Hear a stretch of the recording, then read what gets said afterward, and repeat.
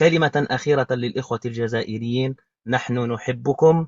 حكومتكم شبيهة جدا بالدون كيشوت. هذه رواية إسبانية، لا أعرف إن مرت عليك سيد سعيد. هذا رجل يعيش في قرية مع أهله، يسمع بالفرسان وبالأمجاد وبالانتصارات، فخرج على قمة الجبل فوجد طواحين، هذه المراوح الطواحين تثير أصواتا مرعبة، فعاد إلى قومه وقال لهم: إن هنالك جيشا من الوحوش يريد أن يقضي عليكم. عاشوا على هذه الكذبة سنين طويلة وهم يخشون الخروج من هذه القرية، فلما خرجوا منها يوما ما وجدوا أنها طواحين خير تطحن القمح وتطحن الشعير، ووجدوها أمرا نافعا. إخوتي، المغاربة ليسوا وحوشا، المغاربة بشر راقون جدا. وأعيد وأكرر: التحقوا بالركب، فقد ضاع عليكم من الوقت الكثير. شكرا لكم وحياكم الله جميعا. سبحانك اللهم وبحمدك.